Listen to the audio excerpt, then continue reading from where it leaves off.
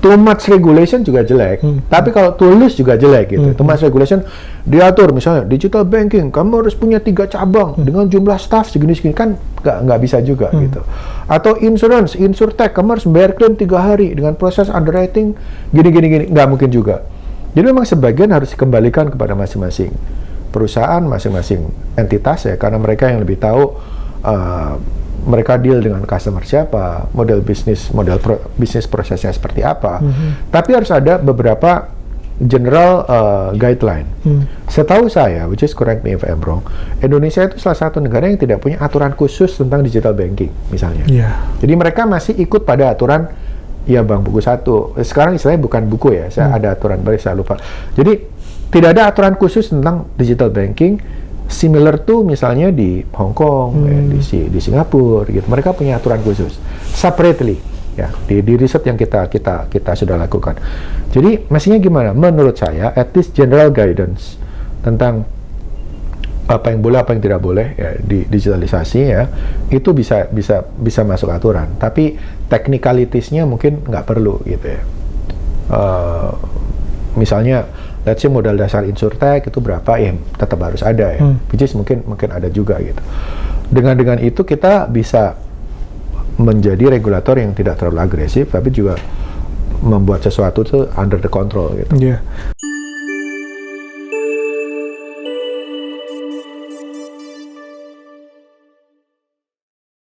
Baik, Assalamualaikum warahmatullahi wabarakatuh. Semangat pagi. Jumpa lagi Pembisar TV Asuransi dengan saya Ahmad Aris, pemimpin redaksi media asuransi.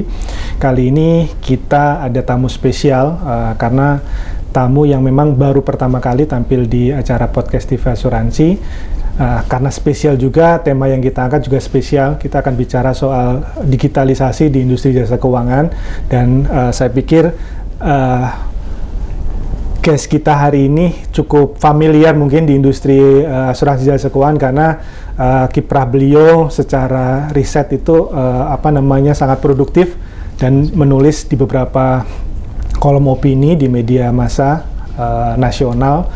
Tentu teman-teman mungkin atau pemirsa TV Asuransi tidak asing dengan Bapak Ibrahim Khalilur Rahman, Senior Research Associate IFG Progress. IFG Progress itu merupakan think tank dari Indonesia Financial Group ya Pak ya, yang salah satu lembaga plat merah yang menaungi beberapa perusahaan asuransi, penjaminan, dan dana pensiun Pak ya.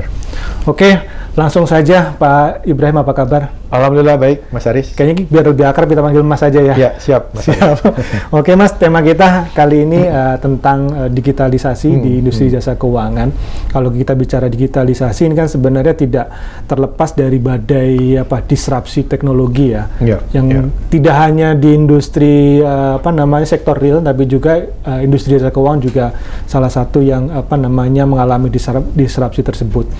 Nah, pertanyaan awal saya adalah sebenarnya digitalisasi di industri jasa keuangan itu seperti apa Mas? Karena apakah hanya sekedar adopsi digital atau lebih dari itu? Ya, terima kasih Mas Aris dan pemirsa sekalian, teman-teman.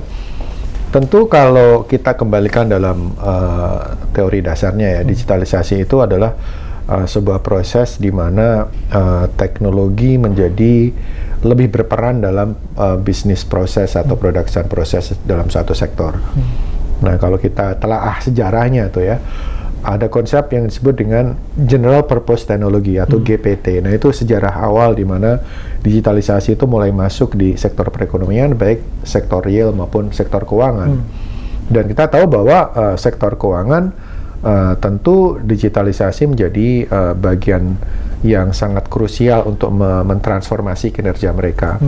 Ya mungkin yang paling mudah kita kita temukan sekarang dengan integrasi antara sektor keuangan dan retail sektor, kemudian jadi itu e-commerce gitu ya, yang dimana ekosistem keuangan dan retail kemudian bergabung jadi satu. Kemudian kita juga kenal digital banking, mungkin sejarah dari awalnya muncul dengan adanya ATM, kemudian internet banking, kemudian digital banking sekarang.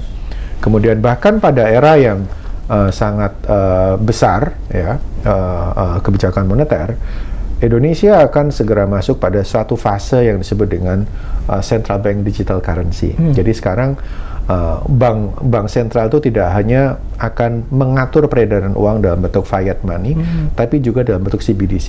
Nah, itu adalah spektrum digitalisasi yang yang bisa kita kenal dari yang paling sederhana sampai dengan paling kompleks. Dan itu yang nantinya akan ekspektasi kita akan terjadi di sektor keuangan manapun ya, be it perbankan maupun insurance, capital market, semua akan mengintegrasikan digitalisasi dan teknologi secara umum pada bisnis model mereka yang lebih terintegrasi dan lebih engaging untuk masyarakat. Artinya digitalisasi itu tidak hanya mendigitize proses bisnisnya, tapi lebih dari itu berarti. Lebih dari itu. In every aspect of value chain, ya, itu akan ada peranan digitalisasi, peranan teknologi di sana. Gitu, mulai dari internalnya, gitu ya, bagaimana perusahaan-perusahaan akan semakin semakin going into digital, gitu ya, streamline proses, sharing IT, gitu kan proses digitalisasi internal. Betul. Gitu ya, bagaimana informasi lebih terkodifikasi, gitu ya. Kemudian even training proses kita ada LMS, gitu. Kemudian eksternal ya hubungan antara perusahaan dengan customer, potential buyer, investor, gitu. Semuanya akan masuk dalam satu ekosistem yang lebih streamline, ya, baik secara internal maupun eksternal. Nah, di Indonesia hari ini levelnya di mana tuh? Levelnya bermacam-macam ya. Sektor keuangan kan banyak sekali ya. Dalam perekonomian sektor keuangan itu kan ada perbankan, secara umum perbankan, non perbankan ya. Non perbankan itu ada insurance, pension, ya, capital market, ada lembaga multifinance gitu, Pak, pendukung keuangan nama statistiknya. Tentu kita bisa melihat maturity dari bagaimana digitalisasi digunakan di masing-masing subsektor keuangan juga berbeda-beda. Dan kita digital banking itu sudah pada level yang seperti kita kenal sekarang gitu. Bahkan KRIS-nya Bank Indonesia itu sudah cross border, bisa dipakai beberapa negara ASEAN. Itu merupakan satu leapfrog ya dari bagaimana digitalisasi itu memiliki manfaat yang transcending penduduknya sendiri, transcending warga negaranya sendiri gitu. Belum lagi kita di banking sector, kita ada digital banking ya. Kita muncul bank-bank baru yang tidak perlu ada kantor, tidak perlu ada cabang, tidak perlu ada orang bisa menempel ke retail market misalnya. Ada beberapa yang masih dalam proses uptaking ya. Insurance termasuk salah satu yang proses digitalisasi yang dalam kaitan engagement ke customer relatif pada ladder yang di bawah dibandingkan dengan perbankan atau capital market. Oke, kalau bicara di insurance itu kan kalau ada pemain baru di digitalnya itu namanya insurtech. Insurtech ya. Namun insurtech itu kan tidak bisa berdiri sendiri, artinya untuk bisa beroperasi secara bisnis dia harus berkolaborasi dengan asuransi konvensional atau broker konvensional. Nah, tapi di perbankan kalau kita lihat sekarang kan ada fenomena bank digital tadi, yang dia totally berbeda dengan bank konvensional gitu bisa dibilang. Dan sisi lain bank konvensional juga punya inovasi digital juga. Bisa kita ambil contoh misalkan Bank Mandiri atau BRI, bahkan BRI punya satelit gitu kan. Sementara di sisi lain ada pemain-pemain baru kayak Jago, terus kemudian kita sebut merek. Terus kemudian ada mungkin BCA sendiri juga bikin Blue ya. Nah, pertanyaan saya adalah sebenarnya keuntungan dari para pemain yang pure di bank digital itu apa sih yang mereka ingin capai gitu? Oke. Pertama tentu kita harus dalam satu kesadaran bahwa digitalisasi itu menjadi bagian yang tidak terpisahkan ya dalam kehidupan manusia sekarang gitu. Artinya apa? Tidak akan ada posisi yang stabil di seluruh sektor lah, be it transportasi, kemudian manufacturing, sektor keuangan, tidak ada posisi yang stabil. Di tengah posisi yang tidak stabil itu, setiap agen, setiap aktor itu harus berusaha untuk melakukan reshaping teknologi agar tidak terjadi creative distraction ya. Teman-teman pasti tahu lah kisah tentang Nokia, kisah tentang Alcatel-Lucent, kita tentang yang lain-lain gitu. Kemudian Kodak ya, mereka lambat untuk melakukan transformasi, anyone else akan bisa take over. Nah, fungsinya apa? Tentu untuk kita sebut sebagai incumbent untuk perusahaan-perusahaan yang sudah besar, perusahaan sektor keuangan sudah besar. buku 4 misalnya, maka digitalisasi itu akan memberikan value added kepada customers sehingga mereka bisa melakukan retaining. Kita sebut sebagai lock-in effect. Mereka tidak akan keluar karena orang makin nyaman gitu ya. Sekarang transaksi lebih mudah, ya, terintegrasi dengan semua ekosistem. Kita mau beli saham, kita beli reksadana, kita beli emas. Cukup satu apps. Itu kan memberikan convenience, degree of certain level of convenience untuk customer. Nah, selain itu untuk new entrants, untuk bank-bank kecil, mereka akan berpikir kalau mereka mengikuti conventional journey dari buku 1 dulu, kedua, ketiga, mereka tidak akan nyampe. Jadi untuk bank kecil yang going digital, mereka mencari sebuah niche market yang belum tergarap oleh conventional banking, dan itu mesti berhati-hati gitu. Makanya sekarang despite kita punya banyak digital banking ya, secara finansial sebagian besar mereka masih merugi. Karena apa? Karena masih mencari bentuk ya. Mencari bentuk apa bakar uang? Both ways. Mencari bentuk, mencari kita nyebutnya sebagai network size yang tepat gitu ya. Berapa banyak yang mereka harus retain untuk sistemnya bisa floating tanpa tergantung dengan burning money. Itu kan seperti itu. Jadi di salah satu riset kita akhirnya menunjukkan bahwa digitalisasi itu malah mempertajam jurang. Kita sebut sebagai jurang kesenjangan ya, antara yang sudah besar dan sudah kecil. Awalnya kita berpikir bahwa going digital itu akan mereduksi level of monopoly power.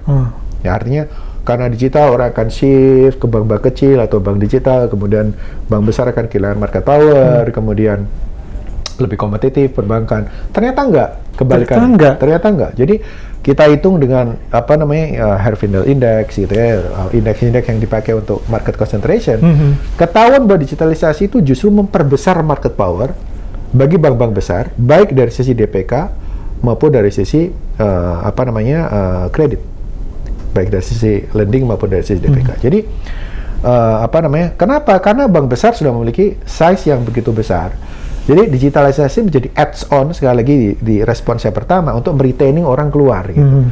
Alih-alih mereka kegerus, mereka makin kuat gitu ya. Jadi kalau kita lihat concentration levelnya itu, concentration indexnya itu makin besar justru sesudah era digitalisasi tahun 2015, dengan masifnya internet banking ke belakang sampai kita sudah mengenal berbagai macam apps dan fitur-fitur internet yang lain. Dan temuan itu kejadian juga di non-bank? Agak berbeda. Kalau non-bank, kenapa? Karena saya selalu kalau memberikan kuliah di mahasiswa ya, saya selalu bilang, bahkan untuk saya yang pendidikan dasarnya di kota kecil, di pedesa lah, saya sudah kenal menabung. Saya sudah mengenal bank. Thanks to Titik Puspa. Dan Giovanni dan Saskia yang ngajarin gimana kita menabung. Masif sekali ya. Jadi yang membedakan insurance dan banking ya, ketika terjadi tahun 88 kan ada Pakto 88, kemudian perbankan diregulasi, dimudahkan. Pada saat yang sama, every layer of community itu di reach out dengan kesadaran menabung. Makanya ada Simpedes, ada Simaskot, ada simpanan pelajar, bahkan sejak SD kita dikasih buku tabungan gitu ya. Itu adalah semangat perbankan yang merevolusi kesadaran orang dalam literasi keuangan dasar. Asuransi kan enggak. Betul. Titik Puspa nggak ngajarin asuransi, sayangnya gitu. Jadi sampai sekarang penetrasi asuransi itu masih sangat rendah. Jadi kalau kita lihat data Susenas ya, kebetulan kita banyak menggunakan data-data primer ya, data-data BPS ya. Mungkin teman-teman heran bahwa pengguna asuransi kesehatan swasta non BPJS, kalau udah ditambah BPJS mungkin kita udah 70%, 7/10 populasi kita tercover. Tapi kalau private insurance ya, yang stand alone, bukan seperti mungkin kita yang dibayarkan kantor ya, yang stand alone retail health insurance itu hanya 0,4%. Jadi kecil banget. Kalau marketnya segitu, mau di tap kayak apapun nggak bisa gerak. Ya, network size-nya masih belum besar gitu. Dan ketika kita kemudian ke daerah ya, kita melakukan banyak kampus visit, kita ketemu sama bisnis anak perusahaan di daerah-daerah. Concernnya sama, trust issue is still one of the most important factor. Orang kalau nggak percaya, orang kalau trust isunya masih menjadi handicap ya, menjadi hurdle. Mau dikasih apps paling canggih pun orang masih mikir gitu. Betul. Terutama di industri keuangan di mana masih dibutuhkan, gue kalau lagi bermasalah nih, gue mau bisa marah ke siapa gitu ya. Sama apps kan nggak mungkin, sama orang bisa marah gitu. Jadi insurance is in different level of digitalization dibandingkan dengan perbankan. Makanya kalau kita lihat even best practice ya, beberapa perusahaan asuransi yang gue itu digital ya, kemarin kita undang untuk sharing seperti Cun, Sandes Inch, problemnya sama ya, network size-nya tuh masih kecil banget gitu. Jadi ketika di-tap oleh asuransi, di-tap dengan teknologi, itu leverage-nya nggak segitu besar gitu dibandingkan dengan keuangan atau retail e-commerce misalnya. Mungkin itu. Nah, kalau yang di capital market sama? Nah, capital market, ini menarik nih ya. Capital market ini juga, kita tahu capital market sekarang ya, itu kan banyak didorong oleh Gen Z, millennials gitu ya. Ada satu temuan yang sekarang kita sedang perdalam, ya, bahwa investor retail ya di capital market itu terus meningkat ya. Angka detailnya kita sedang hitung, dan berasosiasi dengan investor retail Gen Z, ya anak-anak yang masih muda gitu ya. Pada saat yang sama, P2P lending-nya juga meningkat. Jadi kita sedang curiga nih bahwa si capital market itu bertumbuh, didorong oleh retail, dan retailnya tuh Gen Z, mereka di-finance oleh P2P di sisi lain. Ya, ada asosiasi itu, tentu belum evidently ya, belum kita hitung dengan statistical analysis, tapi memang berkembang, makin di-tap oleh teknologi. Tapi begitu ekosistem itu tersambung dari satu platform ke platform yang lain, juga ada bahayanya. Jangan, karena tidak bisa diisolir kan. Betul. Orang kalau pinjam P2P dengan bunga 0,4% per hari, ditanamkan ke capital market dan return berapapun nggak bakal, bahasa Jawa nggak bakal muncul gitu ya, nggak masuk gitu. Itu mungkin akan menggulung mereka ke dalam gap yang terus-menerus akan dibawa. Kan ada, kalau bank tuh net interest margin-nya nggak ketutup-tutup gitu. Betul. Nah itu mungkin yang di capital market yang menarik mungkin di aspek itunya. Oke, berarti bisa dibilang kalau untuk non-bank itu sebenarnya digitalisasi itu juga membantu dari sisi literasi juga ya. Semakin lebih meluas ya. Dan mungkin orang juga sadar bahwa kan awalnya kalau orang non insurance atau non financial ya, orang mikirnya butuh asuransi nggak? Wah, gua punya duit buat beli polis gitu ya. Wah, income-nya nggak, buru-buru mikirin asuransi, mikirin yang lain nggak bisa, mikirin yang lain aja belum terpenuhi gitu. Orang lupa bahwa insurance produk itu kan banyak banget. Betul. Termasuk untuk hal segampang kita ngirim barang lewat logistik ya, lewat pengantaran, dan kita klik insurance, bayar tambahan sedikit ya, asuransi kerugian misalnya atau asuransi yang lain. Termasuk juga perjalanan ya kan, kita klik beli tiket, kemudian waduh, maskapai itu biasanya suka telat gitu, nggak nyebut merek ya, bahaya kalau nyebut merek. Maskapai itu suka tiba-tiba jadwalnya ganti gitu, tiba-tiba kita overbook, ditendang, kliklah insurance, nambah mungkin 200-300 ribu, tapi memitigasi resiko kita diganti seenaknya sama maskapai.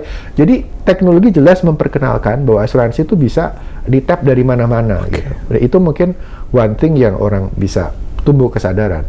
Nggak harus punya income tertentu, asuransi kesehatan yang polisnya mahal misalnya, atau dana pensiun, DPLK misalnya,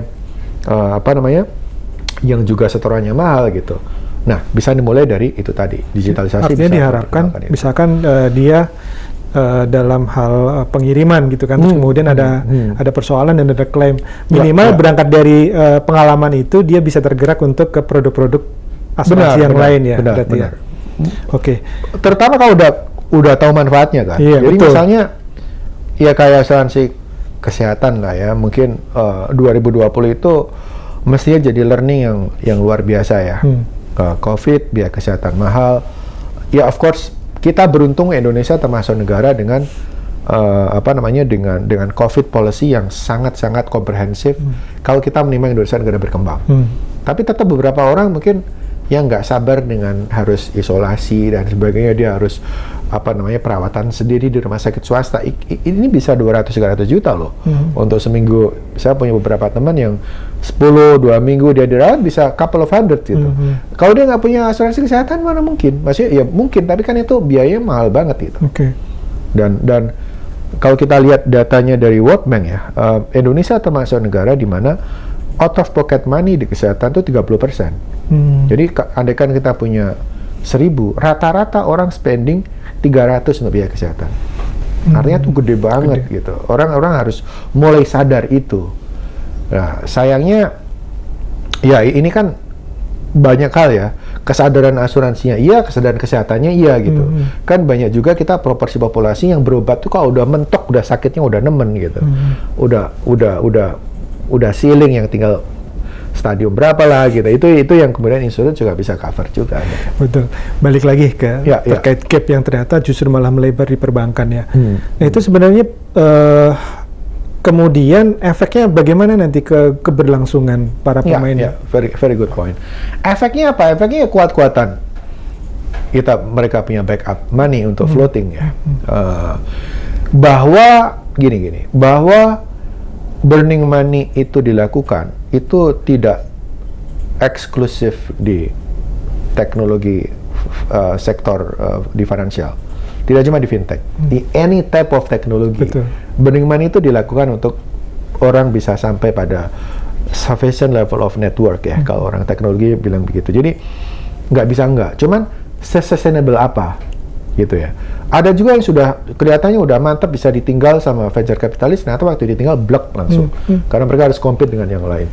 Nah, challenge saya dengan perbankan adalah betapa kuatnya incumbent, berkali-kali lipat size-nya. Bank buku 4 itu kan udah the ultimate power of the economy gitu. Bank buku 4 itu tidak hanya menguasai sektor keuangan, but the whole overall economy. Mereka memiliki linkage ke seluruh sektor. Dan karena itu mereka bisa kind of occupying sektor yang lain gitu ya. Mereka playing important role di tambang, mereka di agri, mereka di mana-mana. Bank buku 1 dan digital itu mereka mentap jadi ikan remoranya yang kecil-kecil gitu. Jadi of course yang dibutuhkan adalah bagaimana agar mereka bisa revenue streamingnya di area yang bukan menjadi domainnya traditional banking gitu. Tapi pertanyaan, kenapa ada beberapa traditional banking yang sebenarnya dia juga sudah melakukan inovasi digital, tapi dia menciptakan entitas bank digital baru gitu? Ya. Itu sebenarnya yang mau mereka capai itu apa gitu? Ya.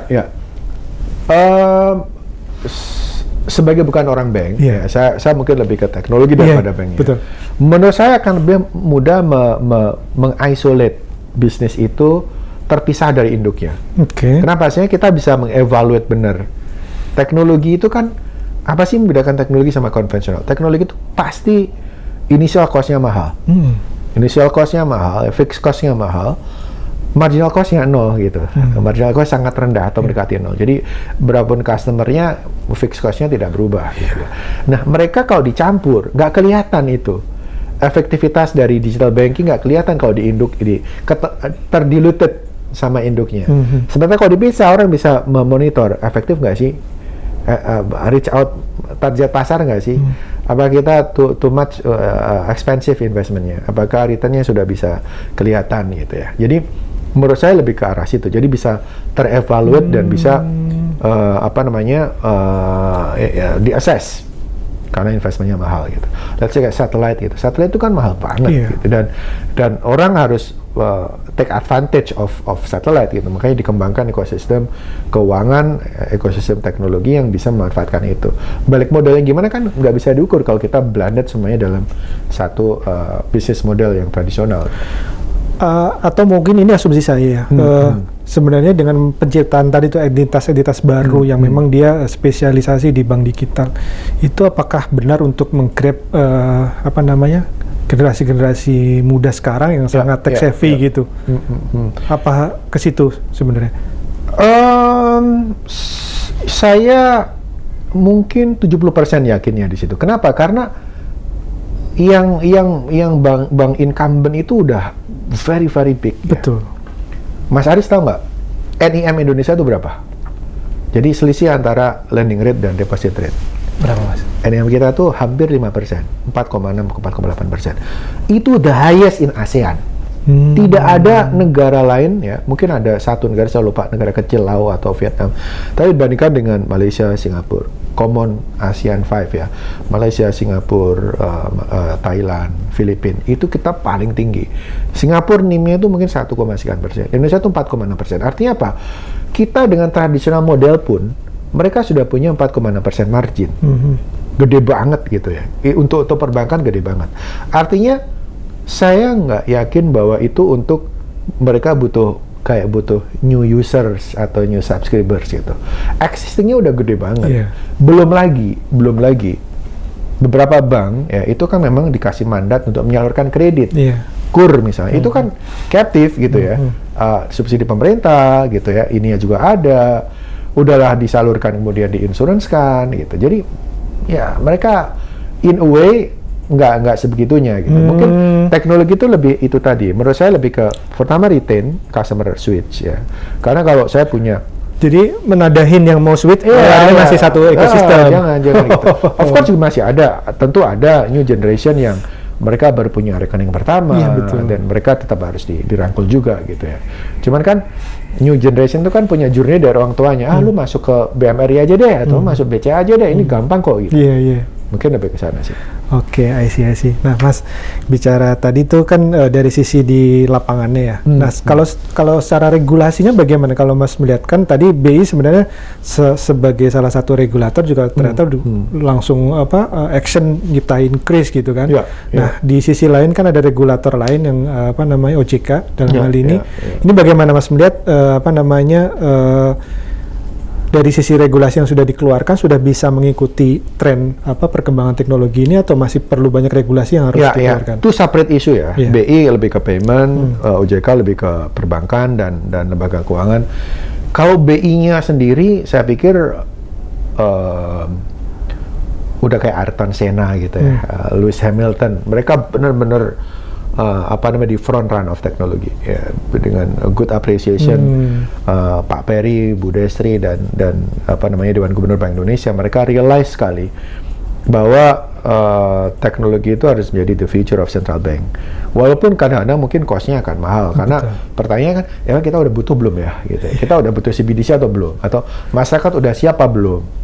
Ya, pertanyaan-pertanyaan seperti itu akan menempel di teknologi yang dikembangkan di monetary authority gitu ya. Tapi kalau sekarang assessment-nya gimana, mereka udah maju banget.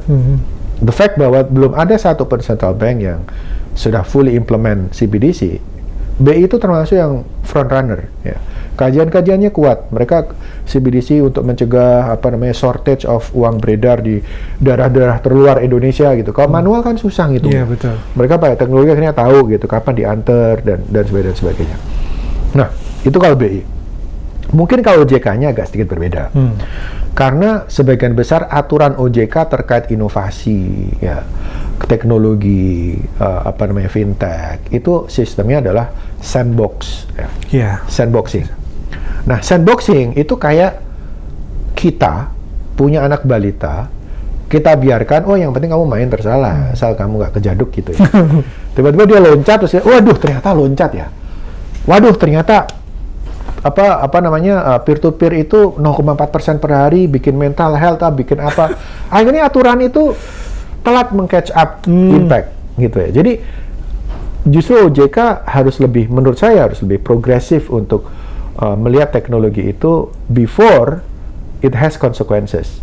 Ya, the fact bahwa banyak orang yang mental issue kejerat utang lah, kemudian bahkan level selebritis pun ya kita tahu ada yang sampai dia jual rumah, itu kan luar biasa gitu. Sekarang malah ada judi online misalnya, itu kan luar biasa.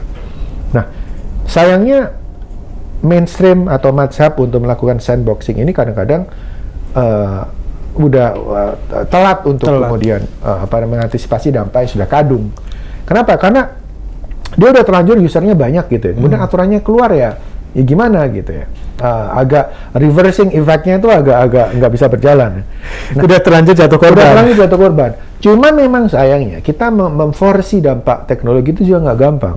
So in a way kita bisa sadar kenapa OJK sandbox ini, sandbox itu, karena kita juga gimana ya, kita tidak memiliki luxury untuk bisa tahu dampak teknologi itu gimana. Karena kita negara yang juga first adopter gitu ya. Cuman kalau kita, misalnya kebetulan saya dulu kerja di Komisi Eropa ya. Kalau di Eropa itu kan cerewet banget gitu ya, aturan gitu. Belum ada apa ya diatur dulu. Nah kita agak kebalikannya. Kita sandboxing gitu. Jadi mungkin itu beda antara di monetary policy sama di keuangan perbankan. Nah, berarti bicara digitalisasi tadi yang di sektor jasa keuangan non-bank ya terutama.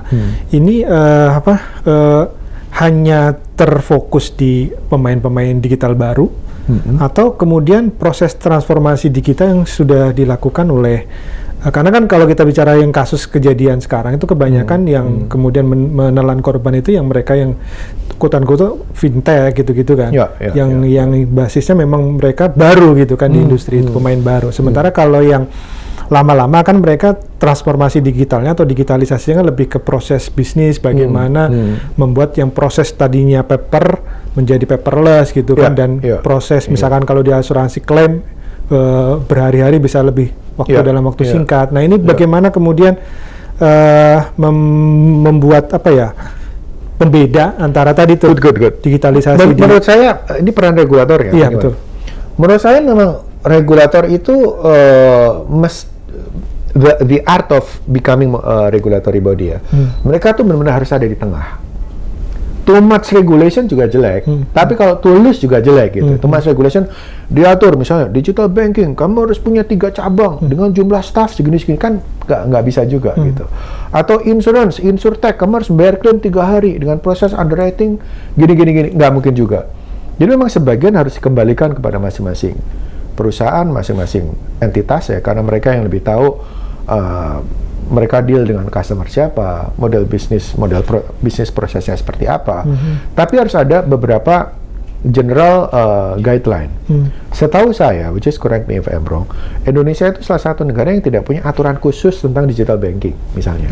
Jadi mereka masih ikut pada aturan ya Bank Buku 1. Sekarang istilahnya bukan buku ya, saya ada aturan baru, saya lupa.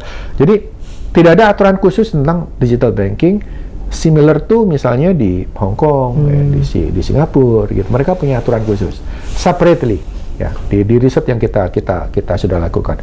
Jadi mestinya gimana? Menurut saya at least general guidance tentang apa yang boleh, apa yang tidak boleh ya di digitalisasi ya, itu bisa masuk aturan. Tapi technicalities-nya mungkin nggak perlu gitu ya.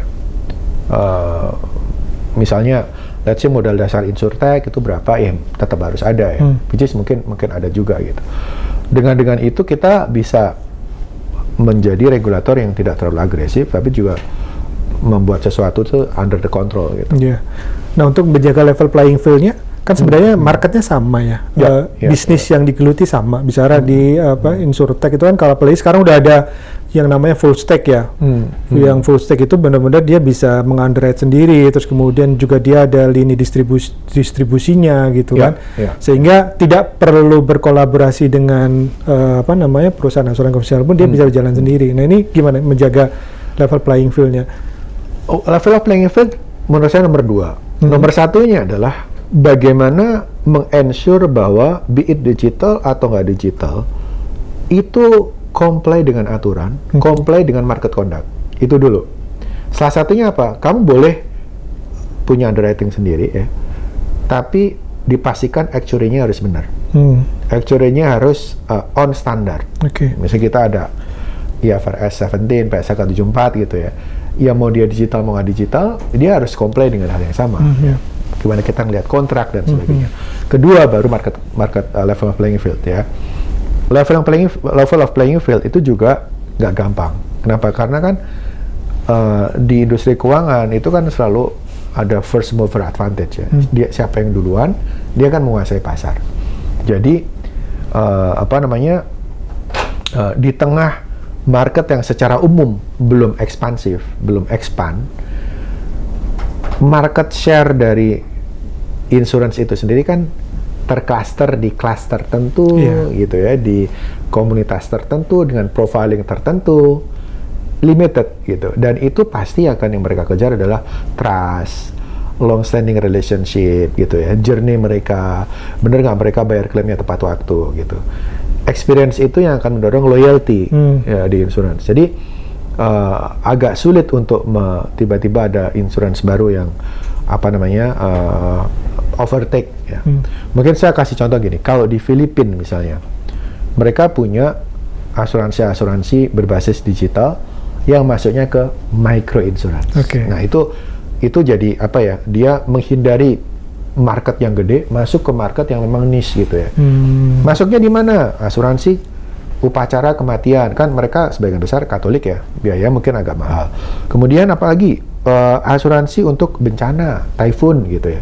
Mereka kan Formosa, Filipina itu kan sering ada typhoon, ada indeks tipe 1 bayar berapa. Jadi Indonesia mungkin kalau mau ya, jangan masuk ke yang tradisional yang sudah di-occupy oleh big player gitu, masuk ke micro insurance, masuk ke agri, masuk ke mana. Tentu nggak gampang ya, karena potensi non selection, moral hazard gitu ya, memang kita cover, memang brengsek semua misalnya.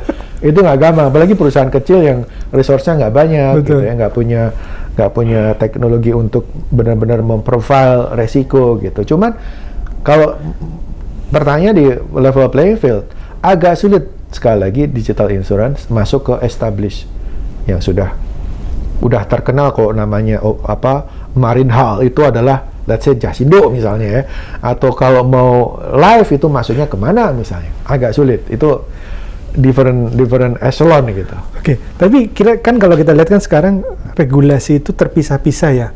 Yang konvensional sendiri regulasi, terus kemudian ketika ada tadi tuh inovasi keuangan digital, regulasi yang sendiri dalam bentuk sandbox tadi gitu kan. Nah, perlu nggak sih kira-kira dalam regulasi itu ada satu regulasi yang khusus membahas tentang digitalisasi di industri keuangan, itu dalam satu regulasi kemudian turunannya mengatur misalkan let's say di asuransi konvensional kalau mau digitalisasi harus begini, yang insurtech harus begini. Pada dasarnya itu ekspektasi kita semua.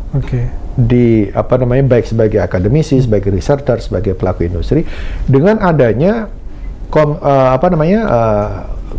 kita sebutnya komisioner OJK di bidang digital.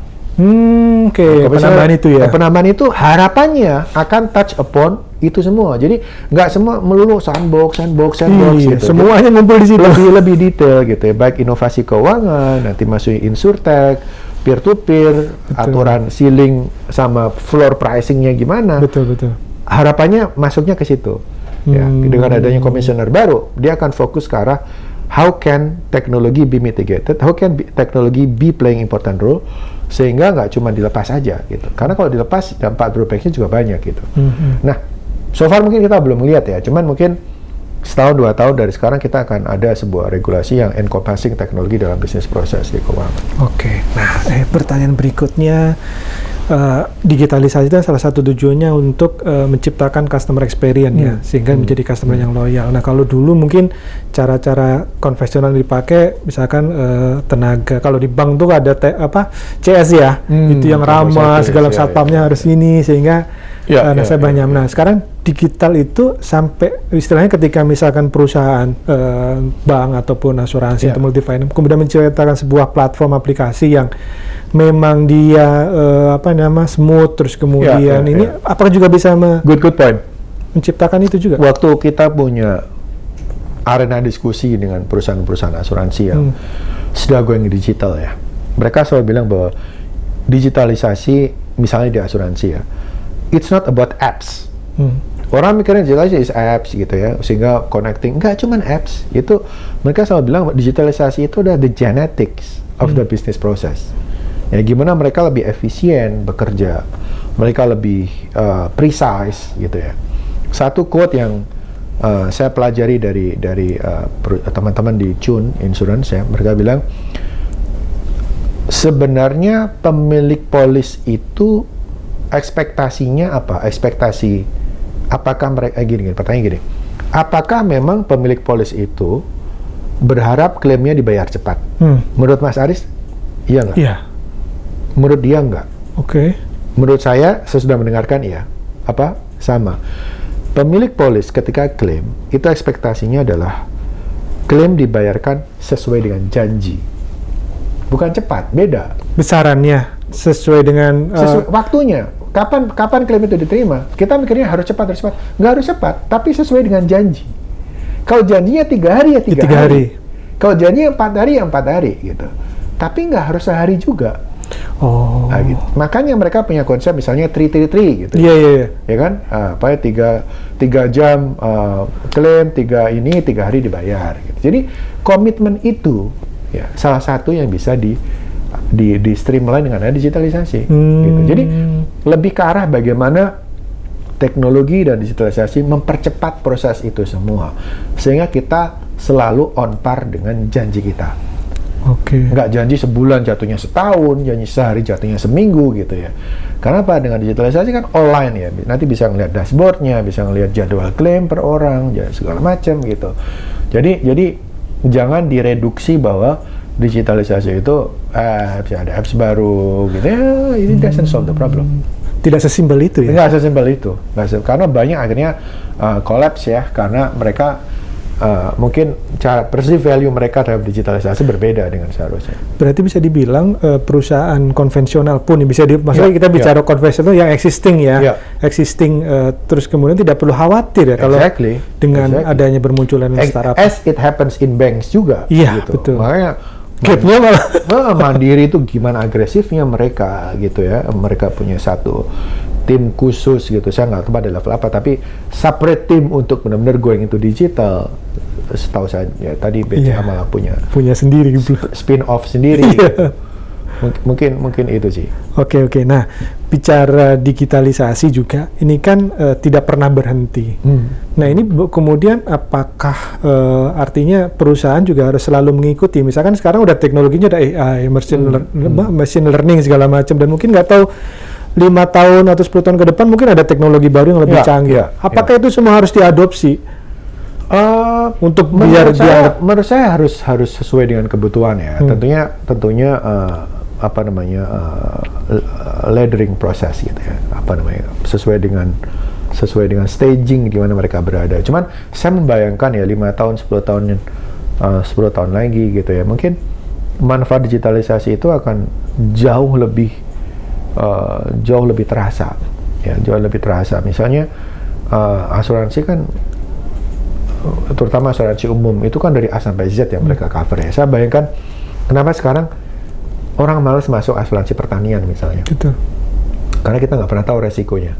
Ya, disodorin, Pak ini Pak lahan padi kami Pak, emang itu lahan mandul yang nggak pernah punya panen. Tapi kan kita nggak bisa ngecek gitu ya.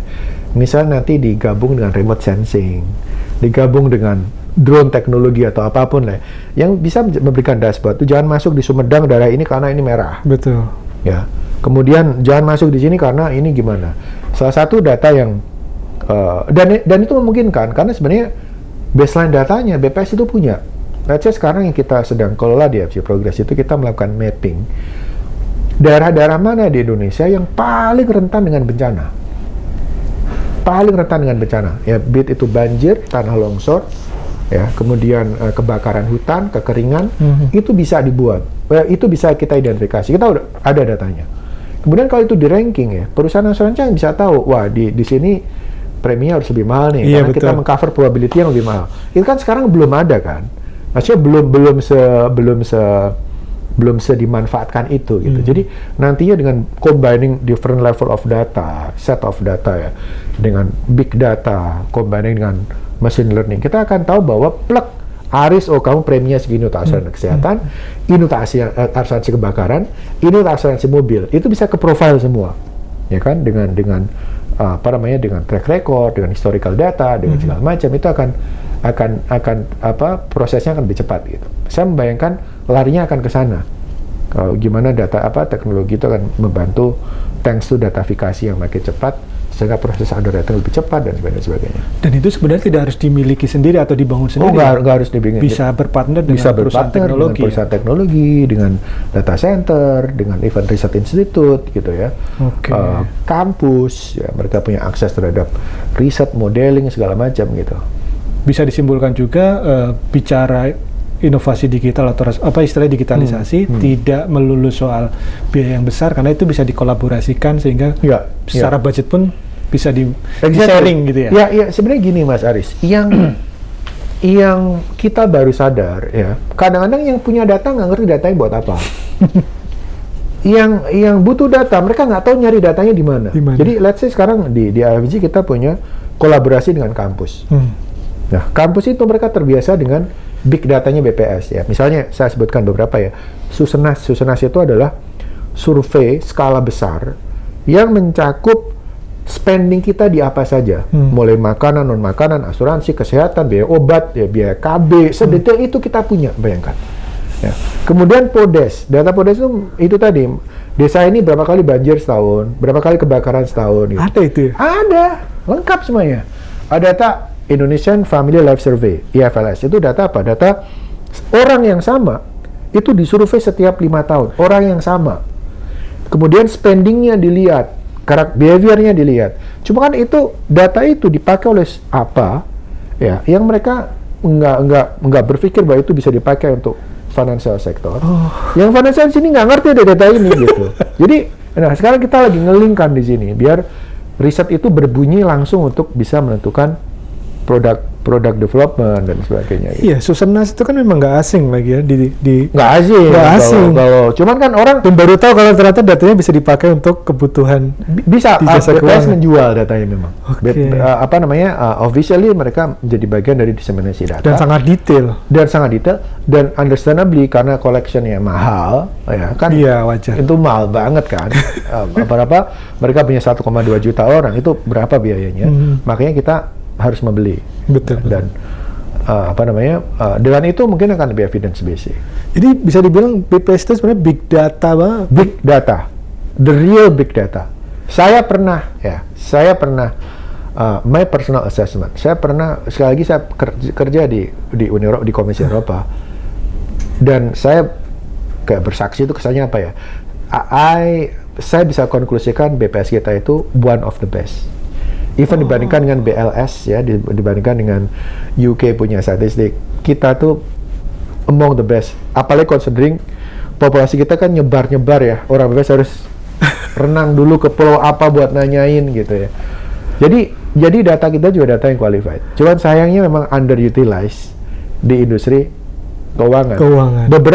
Beberapa memang ya kayak bank-bank besar itu mereka punya big data sendiri ya, understandably ya, mereka punya transaksi kartu, mereka ada transaksi internet gitu ya, mereka bisa nge-trace ya konsumennya, nggak perlu sebut nama tapi bank-bank besar mereka punya data itu, dan data itu bisa digunakan untuk